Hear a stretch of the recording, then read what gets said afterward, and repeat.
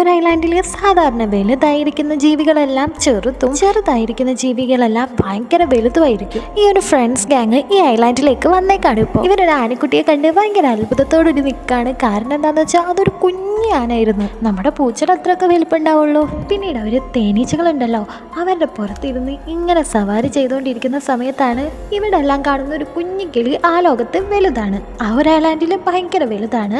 ആ ഒരു കിളി ഇവരെ ആക്രമിക്കാനായിട്ട് വരുന്നത്. ഇവര് രക്ഷപ്പെടാനായിട്ട് മരങ്ങളുടെ ഇടയിൽ കൂടെ ഒക്കെ പോകുന്നുണ്ട്. എന്നാൽ ആ കിളികൾ വിടുന്ന ലക്ഷണമേ ഇല്ല. അതുകൊണ്ട് തന്നെ രണ്ട് തേനീച്ചകളെയും ഓപ്പോസിറ്റ് ഡയറക്ഷനിലൂടെ പറത്തി രണ്ട് കിളികളാണെന്ന് വെച്ചാൽ ഈ തേനീച്ചകളുടെ പിന്നാലെ വരാണ്. കിളികൾ അടുത്തെത്താനായ ടൈമിൽ ഇവരാണെന്ന് വെച്ചാൽ തെന്നി മാറുമ്പോൾ കിളികൾ തമ്മിൽ കൂട്ടിയിടിച്ച് അവരങ്ങനെ നിലത്ത് വീഴാണ്. ജാക്ക് എന്ന് പറഞ്ഞ പയ്യന്റെ പിന്നാലെ ഇപ്പൊ ആ കിളികൾ വരുന്നുണ്ട്. അവനാണെന്ന് വെച്ചാൽ ഒരു തേനീച്ചക്കൂടിന്റെ ഉള്ളിൽ കൊണ്ട് കുടുക്കി അവിടെ നിന്ന് രക്ഷപ്പെട്ടു പോകുന്നുണ്ട്. അങ്ങനെ ഒരു ഐലാൻഡിലൊക്കെ പോകാനായിട്ട് നിങ്ങൾക്ക് ഇഷ്ടമാണെങ്കിൽ വീഡിയോ ഉറപ്പായിട്ടൊന്ന് ലൈക്ക് ചെയ്തിട്ട് പോണേ.